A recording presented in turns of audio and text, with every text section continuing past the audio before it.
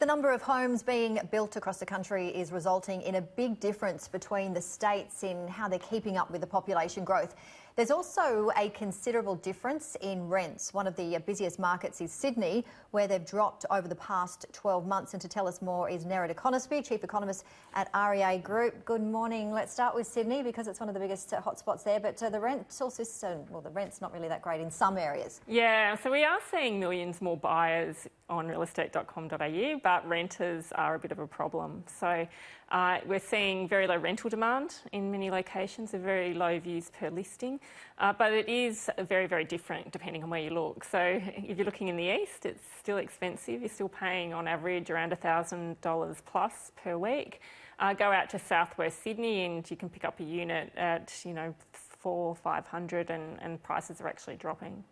Yeah, okay. So in other parts of Sydney, besides the east you mentioned of Sydney, why are we seeing them falling so much? Yeah, it's a lot around overbuilding. So Sydney is a city that underbuilds over a long time period. When we have a look over the past 35 years, it actually has built, hasn't really built that much compared to other cities. But we did see an enormous level of building taking place over the last few years. So it has led to lots of new homes. It's also led to a situation where we've had a lot of investment activity. So there's been lots of investors. It's led to a lot of rental homes. And the areas that are seeing declining rents tend to be areas where there were very, very high levels of development. So southwest Sydney, western Sydney, not so much in the east where there hasn't been much building taking place relative to the west. And about an hour and a half drive north of Sydney, we've got the beautiful Central Coast. A lot of people do commute backwards and forwards and no tolls. How do they go there?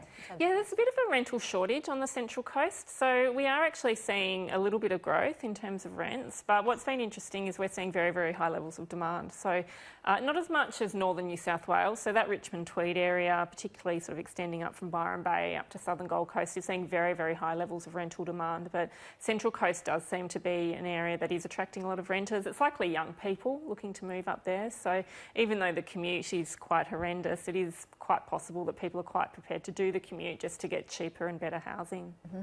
Let's talk about underbuilding states. Who are they?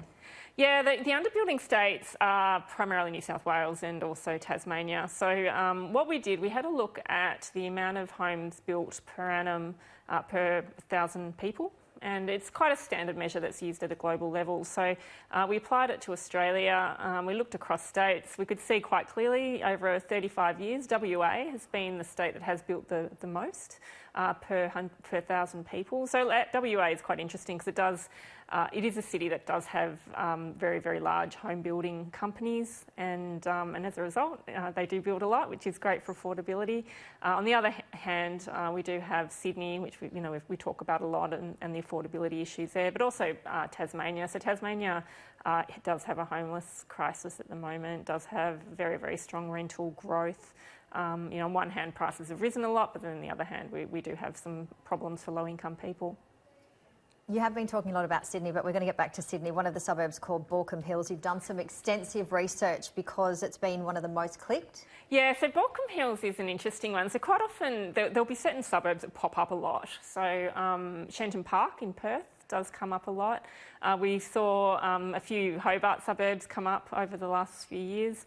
Baulkham Hills, though, it just keeps popping up over the last 6 months. So it is one of the ones that is most clicked for 4-bedroom plus homes. So we know that there is very, very strong demand for big family homes in the area. Last month it actually came up after Newtown as the most clicked in terms of views per listing. Very popular with first home buyers. The inquiry levels were showing very, very high demand from first home buyers, but also investors as well. So there's this, even rents, when we talk about dropping rents in Sydney, we're actually seeing rising rents in Baulkham Hills. So for whatever reason, it is a nice area. It does have big homes, big blocks.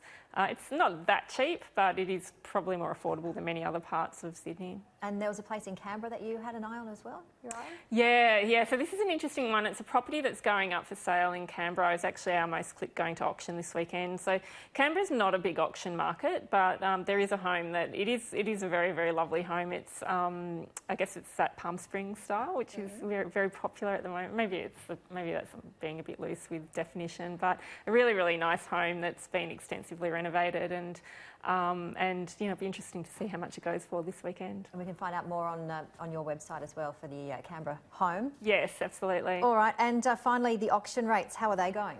Yeah, so we do have a fairly big auction weekend in Melbourne. Sydney, I think we're looking around 600-700 auctions taking place. So roughly similar to the same time last year. We should continue to see very high clearance rates. Clearance rates hit around 80% last year. So it is looking very, very positive for the auction market at the moment. How do we go getting into the cooler months with auctions?